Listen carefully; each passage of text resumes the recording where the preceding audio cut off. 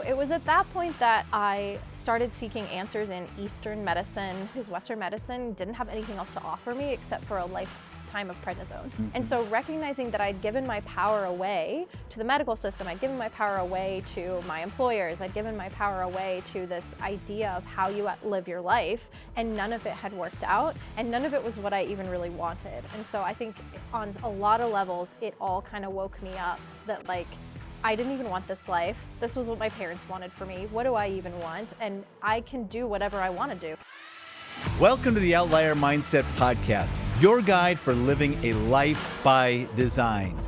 Here, we explore the journey of becoming an outlier, finding your purpose, mastering your mindset, optimizing your health, achieving financial freedom, and building a life centered around your passions. So tune in, transform, and thrive. Welcome to the Outlier Mindset. Let the journey begin. Hey, everybody. Welcome to this episode of the Outlier Mindset. I'm your host, Rodman Schley, and today you guys are in for a treat. I have Phoebe Pierpoint with me today, who's going to talk a lot about entrepreneurship, but not just entrepreneurship, her journey to get to where she is, the challenges she faced, the physical challenges, the mental challenges, the things that she had to overcome to get to where she is at in life. So much to learn from this person, and I'm so excited to have her on the show. Phoebe, welcome to the show. Thanks so much for having me. I am really excited about today. I know that we've got an incredible story that you're going to be telling our viewers about, but so many different entrepreneurs listen to the show, and I'm really excited to give them messaging, give them actionable items that they can do today in relation to mindset, hmm how we think, what we do. But the other thing that I get really excited about is building a life by design, because so many people get up and they're not living the life they want to be living. They've got only so many hours in a day and they're spending it doing things they don't even want to be doing. So I'm really excited to talk to you about those things today. Awesome. Yep, you said it. We're in such a habit of living a life that we are either think that we should be doing as a result of what society has shown us, or living a life according to what our parents wanted for us. And in my case, that was the trap that I got caught in. Is I was, that's your first people pleasing sort of tendency, is with your parents, right? If you're, a good girl like me, I wanted to do all the right things. I got straight A's and do everything right, all the while not knowing what it was that I even wanted to be doing. What did your parents want you to do? They want, well, I grew up with a dad that was not really present. And so my mom was very, very much, it was very important to her that I get an education, that I be independent, that I can take care of myself and not be reliant on getting married in order to have financial independence. And so grades and school were really, really, really important. And I took that to heart to the extreme. And I got a full ride to college for track and field and cross country, and had perfect, academic scores, and really just took that to heart and went after it. So she's, of course, everybody's got things that are important to them. And, Mhm. school is important to a lot Yep. of people, right? But you're going there not because of what you wanted to be doing, but what Right. you thought was the expectation. Yes. Yes. Become a doctor or a lawyer, make lots of money. Isn't that how all parents are? I mean, like every parent, and it's all in a good place. It's not like Right. our parents are getting up and going, I don't want to Yes. let them align with their purpose. Everybody Right. wants the best for their kids. Right. They want them to excel, they want them to do great things. Yes. But a lot of times as a parent, though, you lose track of the Mhm. fact that sometimes what you should be doing is just asking your kids the right questions. Right. Maybe finding out what's important to them, hmm what they want to be doing. Yes. And you might say, well, a kid's not going to know at that age. That's Right. okay too. hmm Maybe you don't know when you're Right. 16, 17, 18, 19. I've got people who could be 30 years old and they're not sure what they want to be when they Yep. grow up, right? But at the same time, instead of pushing them into things, hmm I think it's important to always ask the questions. Right. to try to guide them and let Mhm. them make the decisions. Mhm. Let them do the thinking. Right. Parents aren't intentionally trying to pass their trauma on to their kids, but inevitably sometimes that is what happens. And I think that's what happened in my case, right? Her fear became my fear and became my sole mission. And I never knew of the concept of doing what you want to do or knowing what you want to do. So I just blindly followed this path. And I also made it a life and death mission. So it's, I put everything into it and, burnt myself out. Mm. Well, we're also taught, all the time as children to listen to your adults, obey your teachers, be good in school, dress this way, sit this way, learn this way. We're taught all these things. We're put in these boxes as kids. And it's really hard to break out of those boxes Hmm? when you get out and you get on your own. Yes. So you go off, you get into college, you say, I'm going to study hard, I'm going to do my track and field, I'm going to do my cross country. You're doing all the right things Right. for your parents, right? Hmm. When did you wake up there and go, well, maybe this isn't what I want? Hmm. Well, I was kind of forced into that realization because I had some horrible health and physical challenges where I couldn't continue with the track and cross country, and so my scholarship wasn't really valid anymore, and I couldn't afford to go to the school that I was at. Plus, the academic level of the school that I was at, I could not keep up with and deal with the health stuff that I was dealing with. So, my sophomore year of college, I ended up having to drop out of that school and move back home, move back in with my parents, and just go to the regular state school and not pursue my running career anymore, which was really devastating at the time because when you go, I mean, I'd worked really hard to get to an NCAA Division II level. That's really hard to do, really exciting. Worked really hard to get to a high academic level in college, and all of that was just kind of taken away in an instant. And so you're dealing with some physical trauma. Hmm. And that alone, we always talk about, being the physically best that you can be in life. Hmm. But sometimes we don't get that choice. Right. Sometimes things happen to us Yes. and we end up in positions that might set us back Hmm. or take our minds off of what we want to be doing. Because, quite honestly, it's tough to deal with like pain and it's Yes. tough to deal with physical ailments Mhm. and then also keep your mindset right. Right. Yeah. I started dealing with pain, chronic pain when I was 17, 16, 17, and it just kept getting worse. I had a slip disc in my back, and that was causing it to press on nerves in my back, and that was going down my legs and causing numbness in my legs and tingling, and I couldn't sleep. I couldn't sit without pain. I couldn't be active or do anything, and I was a runner. Yeah. So How that was kind of frustrating. a problem. Pretty much after my freshman year, I wasn't running anymore because I really couldn't without severe pain. And really nobody knew what was going on. I'm not sure why it took them so long to diagnose it, but they put me in a lot of physical therapy at first and stuff that just wasn't working. You just kind of adapt as a human. You just kind of decide, okay, well, this is my life now. I'm always in pain. You start taking pain pills. You start drinking alcohol with those pain pills. It Mm, just kind of, you just keep going. it snowballs. Stopping was not an option, you Right. know? Yeah. So Mhm. how'd you eventually start to overcome that? I mean, I know that Mhm. the wrong action, of course, is, of course, doing the pills and doing the Right, alcohol, right? right. Because that's just going to make life worse. It's going to physically Yeah, take you even further down. It's going to yeah. spiral you downward. Mhm. Yeah. What did you do to eventually take control of that? Well, I was on a path with the doctors, right? So the first surgery that they did made everything worse. So then I had a second, more permanent surgery, a spinal fusion. I got a staph infection in my spine from that surgery. So then I had a third surgery to clear that out. And at this point, they were just like, I don't even know if you're going to live because I Mm, was so weak and underweight and just honestly defeated after dealing with this for so long. yeah. But they put me on a PICC line with antibiotics every 6 hours, and in 8 weeks they took me off, and it didn't come back. So that meant that it worked. And from there, I kind of had a new beginning. I'd gotten through all of these surgeries. Now the problem was that it didn't fix my pain. Mm, I still had the pain. I still had all of the pills and everything. And they told me at this point that I should just go on disability for the rest of my life because there's nothing more that they could really do. mm.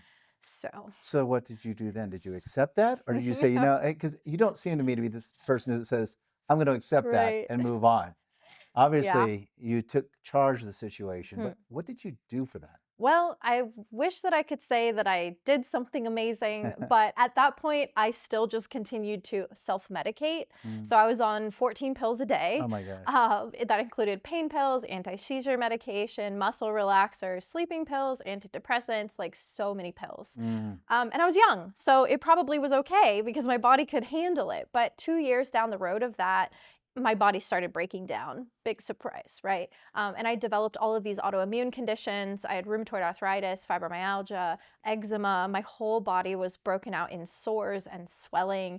And basically, my body just kind of revolted Mm. against what I was doing Yeah. to it. And I was in a really high pressure job at the time working in politics. So it just couldn't keep going. And I think I was maybe 24 at the Yeah, time you or got a so. kid. Still Yeah. young, yeah. And had, despite all of that, developed a really successful career Hmm. in politics. And so at that point, I was forced to stop. I went to the doctor. They're like, you need to go on prednisone immediately. Mm. Your whole body is inflamed and just revolting. And it wasn't long after that that I ended up getting fired from my career because I couldn't keep up with the work. And that kind of forced me to come to terms with like, okay, Phoebe, you cannot continue like this. You're going to have to make a change and you're going to have to actually fix this instead of just continuing to band-aid it with pills and medication and things. Yeah. So it was at that point that I started seeking answers in Eastern medicine routes instead of Western medicine, because Western medicine didn't have anything else to offer me except for a lifetime of prednisone, Yeah. Right. which isn't great for you either. Yeah. And just kind of more pills, always more Hmm. pills. So I checked myself into a holistic health clinic for 2 years, spent all of our savings to do so, and started getting work on the like inner workings of my body. They're like, you have no immune system, your, microbiome is destroyed. Like it was so bad. I was like 85 pounds at this Oh time. my It was, my gosh. body was dying. I Yeah. mean, it just couldn't keep up with this. So I started doing natural protocols about 18 months into it. Everything went into remission.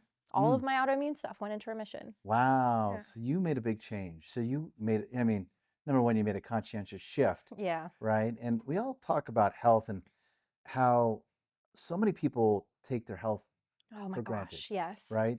If you're healthy and you're getting up and you're feeling good, Hmm. but it's the people that don't take care of themselves, even on top of that, you take it for Yeah. granted, and then you don't take care of Yeah. yourselves. Here you are, you're going through it, and this had to be a big wake up call for you. I mean, it had to be you getting up and going, number one, I'm going to make these changes. The medicines that I'm doing are killing me. Hmm. I need to go make these changes. But then, how did that change your mindset on life Mm. itself, on what you wanted to be doing? You had your parents pushing you in a Yeah. certain way. You went down that avenue. Mm. Then you had your health things. You're sitting there now. It's like, Mm. I can only imagine you wake up one day and say, this is Right. not what I want. How did you take charge of that? And then what'd you do? Yeah, so it happened on a couple of levels. First, it was realizing that I felt that the doctors and the medical system had led me the wrong direction, and kind of realizing that I had blindly trusted them without thinking that I had any power or control over it and I have no choice in the matter. And so realizing that actually me listening to what I need and taking charge of my own health was actually the way to have gone about it from the very Mm. beginning. So kind of feeling a little bit disenfranchised by trusting other people or trusting the authority, right? And then the second thing was my career. Like they didn't care about me, Mm. right? Right. And kind of trusting that that route was just going to work and just be fine. You get the degree, you get the job, everything's going to be fine. But in an instant, that can all just be gone. And so Mhm. recognizing that I'd given my power away to the medical system, I'd given my power away to my employers, I'd given my power away to this idea of how you live your life, and none of it had worked out, and none of it was what I even really wanted. And so I think on a lot of levels, it all kind of woke me up that like, I didn't even want this life. This was what my parents wanted for me. What do I even want? And I can do whatever I want to do. It's like realizing, oh, I'm an adult. Right. Actually, I can choose what I want to do. Yeah, that's crazy because you think too, so many people think about entrepreneurship and doing business and going out and doing their own thing as being such a big risk. It's high Mm, risk, it's high risk. yeah. But I say, you know what? You're just a day away from maybe losing that job in Yes. corporate America, or you make somebody mad and you lose that job. Yeah. There's so many different things. There's so much risk in everything. Yes. I'd rather take the risks doing the things that at least I love doing. Yes. And then if I'm losing, I can just pivot, Mhm. change, and try to get better Yes. versus just getting up and saying, getting that pink slip and saying, Yes. okay, you're done. The biggest risk is putting your power in someone else's hands. And Mm, that's really kind of the difference between being an employee. Not that that's bad. There's ways to still have power and control as an employee, but giving it away in any way, shape, or form where you think you can just ride it out and everything's going to be fine is a very dangerous place to be. And it's a dangerous mindset to have. No matter what situation you're in, you want to have agency of some kind. for sure. So you get up, you're feeling this new energy. I'm sure. I mean, you took a lot of time to Hmm. control your health. You're Hmm. taking control of your life. You're going to start building what you want to be. Hmm. What is that?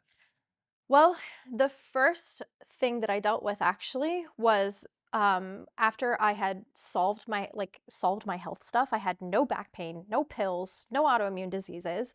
The first thing was actually depression Mm, because I was so identified with this version of me and this journey and mm. this fight. And it had been, I don't even know, maybe like 10 years, really from 17 to roughly 27 years old.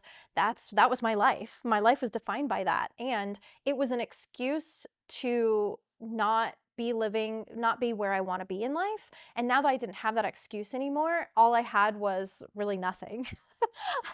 um, Full and accountability. Yes, now I Yes. have to actually have to take accountability because I can't blame it on this, health stuff anymore.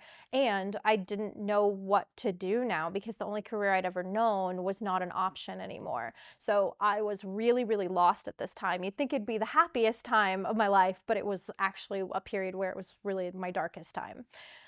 Yeah, and a lot of people have that. Yes. When you shed your skin, Yeah. when you go away from what you know best or Right. what you were the most, Yes. it can be difficult. Yes. And even when I sold some of my companies in the past, there's companies that I've built for 10 years time, and then I sell that company, somebody comes in, it's almost like this identity shift. Yes. Like you're losing that Right. piece of what you were, Right. even though it's we're celebrating because you're going into bigger and better and more exciting things, but at Yeah. the same time, it can be difficult making those changes. Yeah, and even if you're leaving something bad behind, it's still what you've known. It's Hmm. really odd how we get attached and comfortable with wherever we are, and that can be sometimes why it's so hard to make these big life changes because in a way we are attached to it, even if it's not right for us.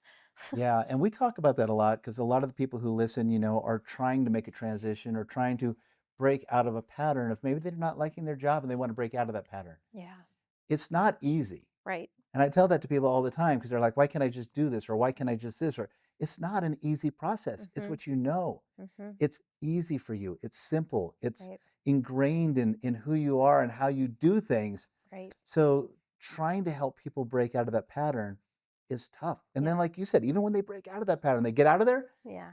and then all of a sudden their identity crisis hits, Yep. and you're not feeling good. So you're going through the process. You're feeling a little bit depressed. Not trying to. You're just trying to figure out what to do next. I Mhm. guess trying to Mhm. figure out who are you? Who Right. am I? Right. Where do you go? Yeah. Well, it was so at that time, I think I was really just processing the fact that I'd essentially just lost like 10 years of my life. And I think that's not to be minimized, that I needed to go through a period of grieving and understanding and anger and, all of those emotions that come from dealing with something really, really hard. And so I reacted to that by saying, I'm not going to have a part of any of this. And I was talking to my husband about it, and he's like, "Well, I have the perfect thing. Let's get an RV and let's travel the world or whatever." And I at first was like, "What? Is that even possible?" But it was kind of the perfect thing because I decided, you know what? I don't even want to make money. I don't even want to have a house and live this American dream. It's like I rejected everything Yeah, as an overreaction. And we moved into an RV, sold everything. We didn't have much left at that point because we and were you're still so in married, debt. right? You're still Yes, okay. Good. yes. I got married very young, 20, I was 23, he was 24, I think. Yeah, we were together since 2021, If I went so 2 years with my 20 wife in and an RV, that's what everybody says. she would kill me. That's funny. Yeah, that's what everybody says. We did really well with it, but we were really, really active, and we both had work from home sort of jobs, sort of. I, at that point, was just piecing things together. I taught English to Chinese kids, Mm. so I would get up at like 3 a.m. and teach English overseas. And I had this like online marketing job for RV. I don't even know what they did, sold RVs, something. And I worked at an Amazon warehouse for 2 weeks when we Oh needed my some gosh. money. It was Yeah. really just very much piecing things together. Mm. And that's what I thought I wanted at the time. And I was like, you know what? I don't even need money. I don't need the house and all the things. And we traveled for 2.5 years, US and Mexico. And it was hard in its own way. And at some point I realized this is not it either. Which is okay. Yeah. I mean, that's a part of a natural journey, right? Yes. I mean, sometimes we think there's things that we want or when Yes. we're out discovering, Yes. and it's okay. I think people Yes. don't understand that it's okay to try something and go, oh, I don't want to do that. Yes. Or, I mean, it's just as important as finding the thing that you get and go, Mhm. I really want this. Right. Plus, when you find that thing that's just like, I got to be doing this in my life. I want this. I want to be doing it. You appreciate it so much more Right. after you've seen a lot of what you don't want. Yes. Because you've Yes. now at this point seen the health that you don't want. You're doing the jobs that you don't want. You thought you wanted something, didn't turn out to be what you Lifestyle. wanted, Yeah. right? So, was it on this trip in your journey that you sat there and said, I want to do something different and this is it? Did Mm. you find it there or where did you find what you wanted to be doing? Right. I think we're always finding it. Even now, I've accomplished everything that I set out to do so far. I'm actually in a journey of discovering what I want next. Actually, I think we're always figuring that out, Mm. and I think that's part of what holds people back because they think that they have to figure it out. They have to know all the answers before they act. But it's the process of taking action on not the perfect answer that leads you to the next answer. Mm. And that's certainly what I've discovered. I'm fully comfortable now not knowing all of the, how or the next steps and just taking the first one that I see and seeing where it goes. But it's really hard to be comfortable with that because it's hard to trust that if you take this action, it will show you the next action. Mm. But I think I learned that pretty early on out of force. I was forced to take different actions, and just recognize that if you take any action, it will start to unfold how it's supposed to. Yeah, no, for sure. And you've got to go on difficult journeys at times to really get to where Mm, you want to be in your journey. They yeah. always say that you're best set to serve the person that you once were, Right. right? Right. So here you are today, taking all this Hmm. wealth of knowledge and all this experience and all the things that you had gone through, Hmm. and you're in a beautiful place because you can come in now Hmm. and really show people how to maybe have a shorter learning curve, maybe Hmm. help them avoid some of the things, the pitfalls that you faced early Hmm. on. Hmm. So we were in this, RV life, and it wasn't like I woke up one day and had a realization. I think that does happen for people. But for me, it was like a slow discontent sort of feeling was building. And I wasn't even sure what it was at first. And it just kind of showed up as irritability and just, not the same person that I'm used to being. And so I just really kind of dove into that and asked myself, like, what is going on? What am I missing? And I just had this realization then that I don't actually want to be living this way for the rest of my life, having to just make ends meet and hoping that nothing happens on the RV where we have a huge bill, that we have to pay. And also just living below what I was capable of and knowing that, Hmm. and decided that I wanted to do more. I did want to have an impact on the world. I did want to work with people and do big things, as much as I possibly could. So you started aligning. You Yeah. started aligning with who you were Yeah. on the inside. And now, Yeah. So I had to figure out what I was going to do because I needed a new career. I needed something I could build. So at this time, the whole world of entrepreneurship was kind of coming on the map. Obviously, it's been around for a long time, but the whole like online entrepreneurship stuff was really coming around, and I was like, "That's cool. I want that life." mm, Right? Because I now was accustomed to working from home and kind of doing what I wanted, but not making money, not a lot of money. And I was like, I want to make a lot of money and I want to keep this lifestyle. How do I do that? So I knew I would have to learn some sort of skill in order to do that. And so I I reached out to 5 random entrepreneurs on the internet that seemed to be doing cool things.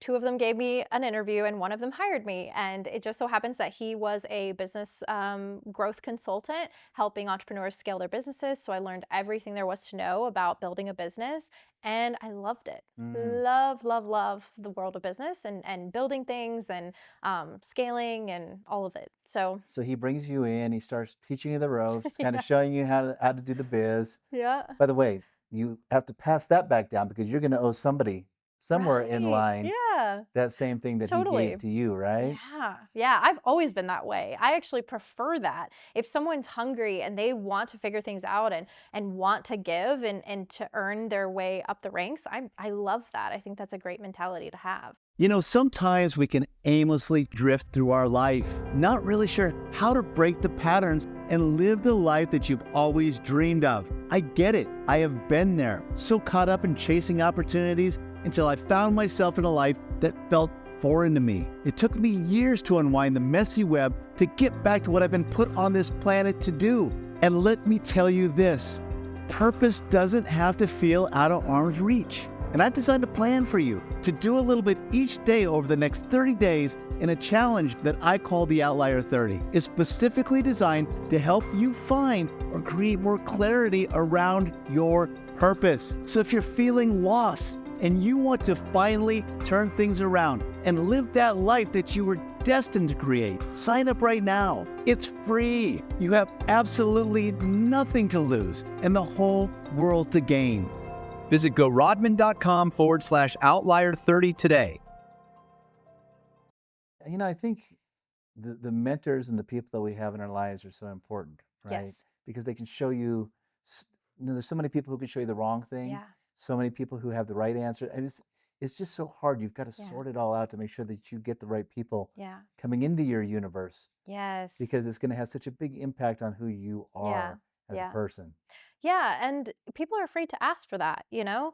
They're afraid to feel like a burden or feel like they don't have enough to offer. But the way that I look at it is you may not have that to offer right now in this moment with this person, but you have that to offer down the road. Like you said, maybe you give back in some other way, or once you work your way up, you give back to that person.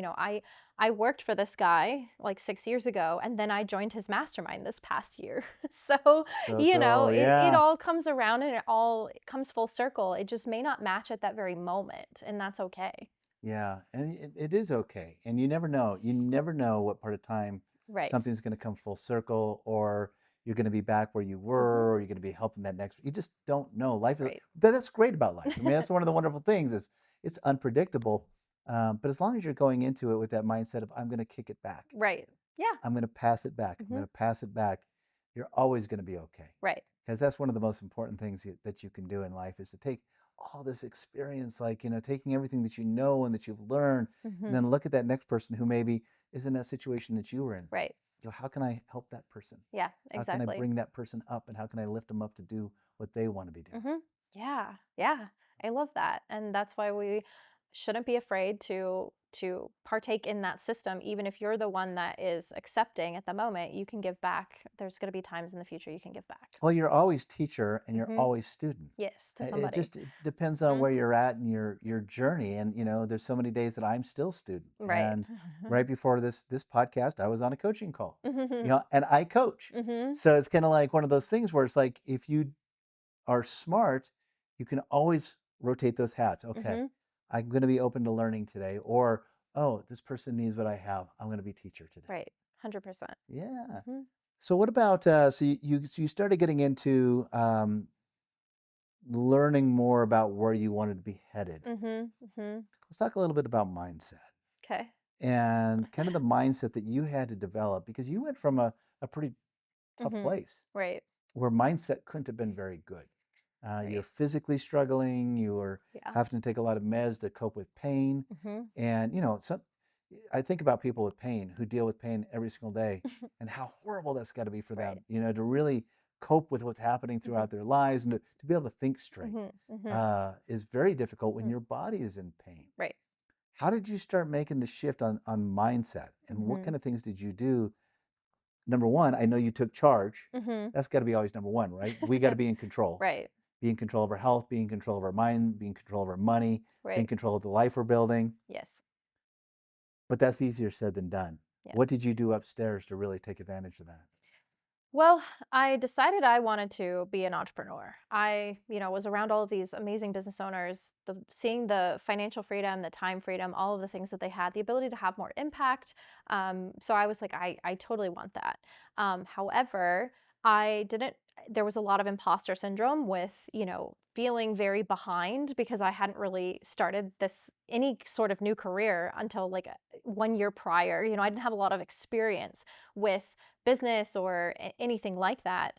But that could easily have held me back longer than it did, because what I did was I looked at what do I have, and what I have is an amazing story of resiliency. I have an inspirational take on things. I am able to do really hard things that most people would have given up 10 times over.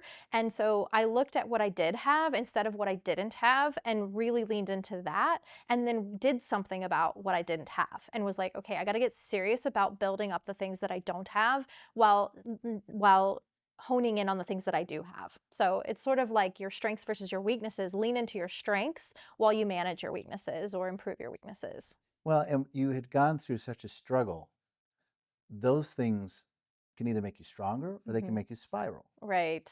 You found the strength. Hmm. And that alone comes from a lot of mindset. Hmm. Because so many people, they get into those challenging situations and they can't pull themselves up. Yeah. And you started going down that when you talk about the Hmm. alcohol and the depression and Yeah. the pain meds. Yes. I mean, that's like, and that's when your body said enough, Yeah. enough's enough, Right. right?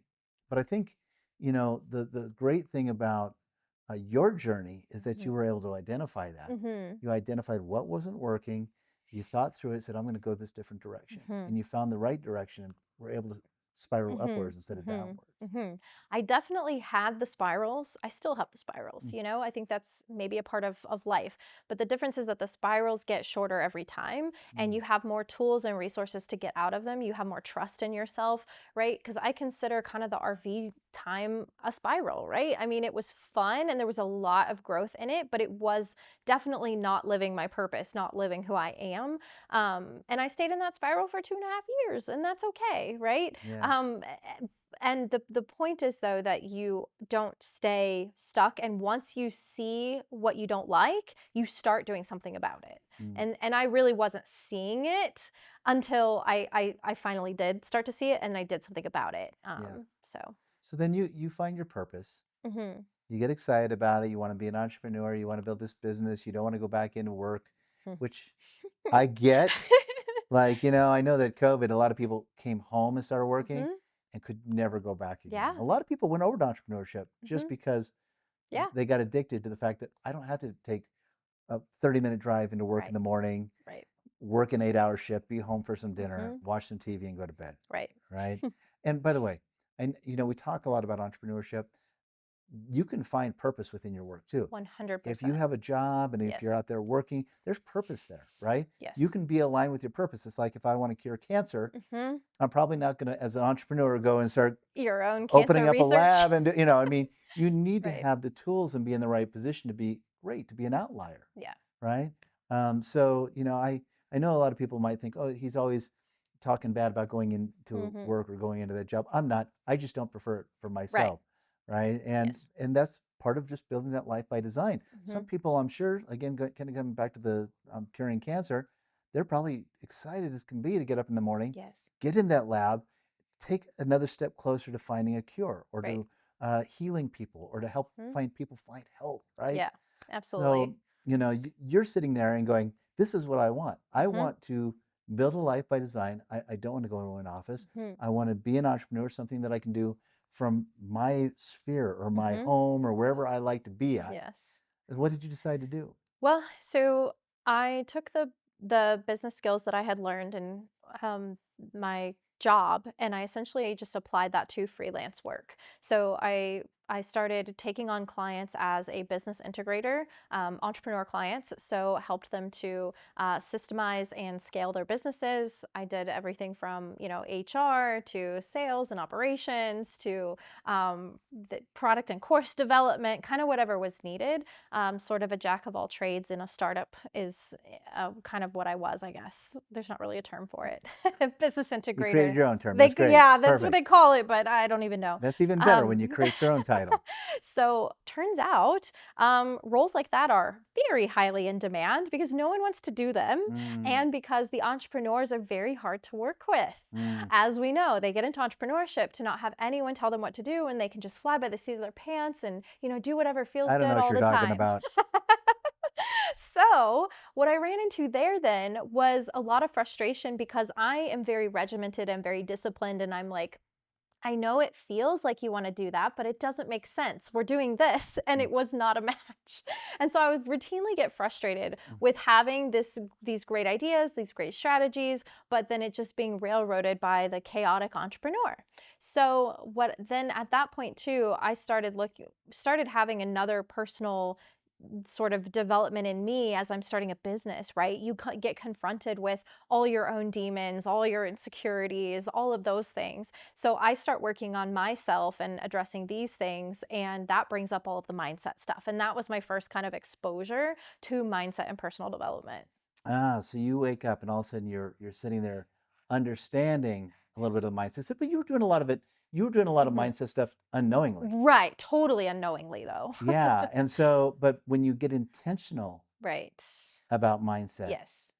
there's a lot of power Yes. in that. Yes. Yes. Yes. And I think it was just something I randomly came across, or someone recommended me Joe Dispenza's books. Mm. And that was really my first exposure to mindset and quantum physics and all of that, stuff.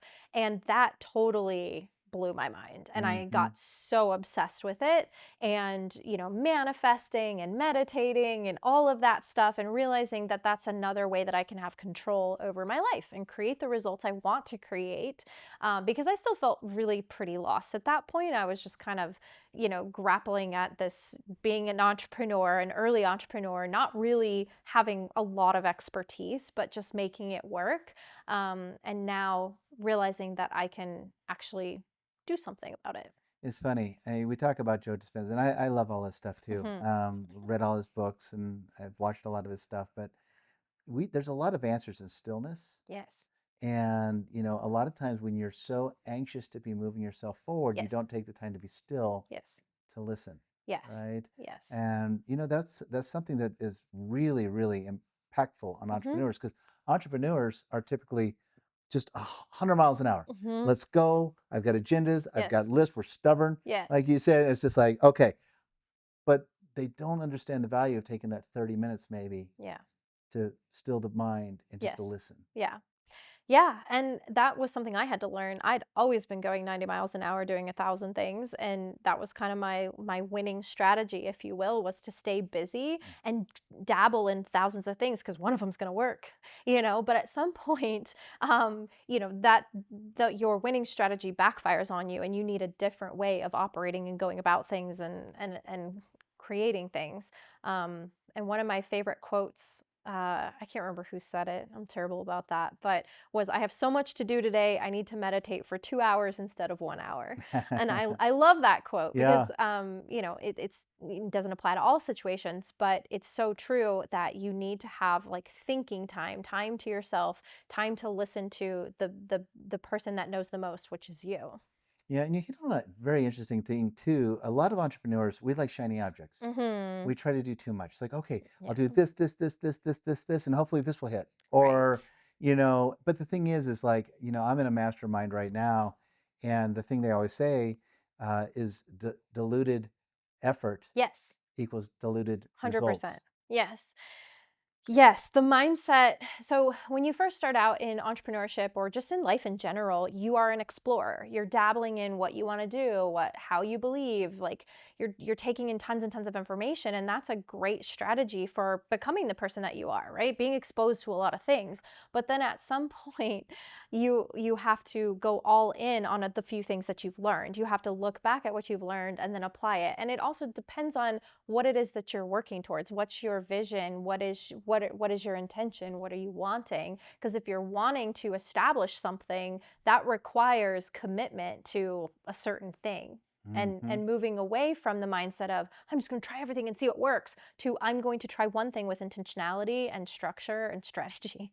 And it's really hard for entrepreneurs. Yes. It's still hard for me to, and Yep. I know that to be true. Right. And yet I'm sitting there often going, oh, I'm going to try this. I'm going to try that. Right. And, Right. like I said, I was just on a coaching call where I was talking about the things I'm working on and it's just Right. diluted efforts, Right. well, diluted results. Like, oh Right. man. It is hard, but that's the value in coaching and having someone to keep you on track even when you're going to try to talk yourself out of it. Yeah.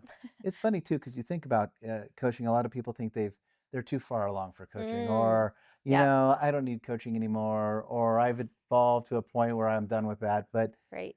I don't think it's a bad idea to ever give up having that one sounding board or multiple Mhm. sounding boards where you can sit and get really good real-time feedback on what you're doing. Yeah, absolutely. When people say that, what I ask them is do you have everything that you want? And the answer is almost always no. Of course Well, then not. in that case, there's still room for someone to support you in getting towards what you want to achieve, you Yeah. know? Well, and the other thing is people talk about, they feel like there are people that say, I already know all. I already Right. know this. I already know all that. I already know. And I always say, well, we know nothing. We Right. really, in the grand scheme of things, we know Right.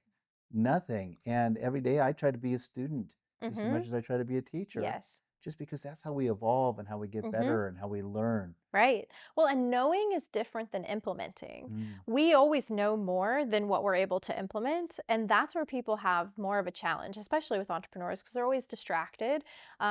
Implementing is often where the coaching is the most supportive. And also, you get caught in your own head and your own perception. You can't help but do that. No matter how evolved you are, you're still going to have your own perception that's a result of your past traumas and experiences. And you can't see beyond, and that's also what's helpful with a coach is to have someone that is an objective observer that's not emotionally attached to whatever it is you're trying to do. And you can benefit from their discovery Yeah. and from their learning processes. Hmm. I always tell people it's kind of like, why would you want to learn something that would take you 5 years if you can really get some help and evolve exponentially and get it done in one? Yep. Or take that 10-year learning curve and get Yep. it done in 5. Yeah.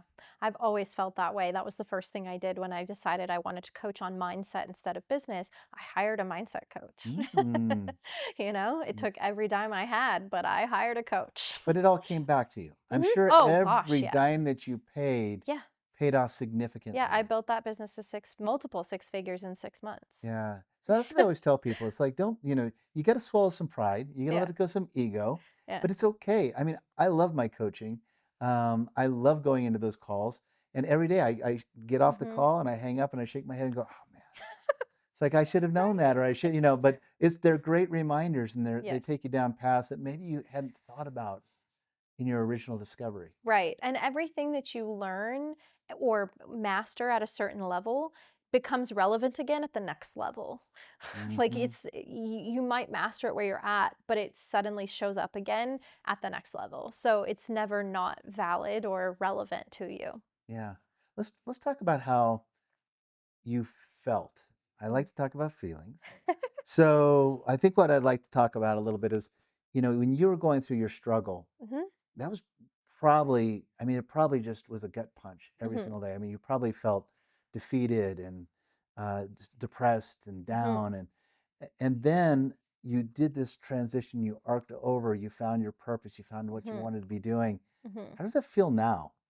Mm. What do you get up and feel like on the inside now that you've Hmm. seen all that difficult time and now you found your purpose and you're building this life by design? Mhm. What does it feel like? Mm. That's a good question. because my initial gut reaction is to say I still feel all of the same things, but in different ways or in about different things. But what I don't feel is the sort of fear or the hopelessness. Because I definitely had a lot of that. Like, I'm never going to get out from under this type of feelings because I had hundreds of thousands of dollars of medical debt. Mm. It was horrible. And it just feeling kind of hopeless and like you just want to get as much as you can out of life, regardless of being so behind. Whereas now I don't look at it that way. I think anything is possible. Anything that I want to do is possible. And that I just have to figure out how to do it. And so waking up and feeling like I have control of my life, I have agency, I have choice, and not feeling hopeless is, I think, the biggest difference. Wow. Yeah. So what would you tell that person then who's sitting Mm. there where you were? Maybe not medically. Maybe they're Yeah. going to the job they don't want to be working. Maybe they want to change. Maybe they want to arc. Maybe they want to find themselves, Yeah. find that purpose, and start building a life by design. Mhm. What would you tell that person Mhm. they should do? What is their actionable first step Yeah. to getting out of that cycle? Mm. Well, this isn't very inspirational, I suppose, but the only thing that I can say for sure is that there is a way out of it and that you just have to start taking action and you have to keep taking action. And you have to also maybe um find some outside influence that can help you talk through these things, because probably the place that you're looking at it from your lens is going to perpetuate the same results that you've been getting. So having outside counsel, someone that can help you talk through things, is going to help you to see it differently, right? Because how many times do you hear someone else saying something and you give encouraging words, but you don't give encouraging words to yourself, right? Mm. So having someone that can help to see it from the outside looking in, that's not emotionally attached to your situation, and then really listening to them. Not getting defensive or not saying, "Well, I tried that," or whatever, but really taking that to heart and using that to start taking action, even if it's super, super tiny. Every single day taking action, waking up and deciding what can I do today is really the only thing you can do. Yeah. And so it sounds to me like just figuring out how to take control. Hmm. Control of who you are, what you want to be, how you want to be doing it, but with guidance. Yeah. And as you're taking those actions, more setbacks are going to Oh, happen. of course they You are. just have to Yeah. decide, when that setback comes, I'm not going to just, say all the things we usually say, which is, I'm trying so hard, I never get ahead. It's 10 steps forward, 10 steps back.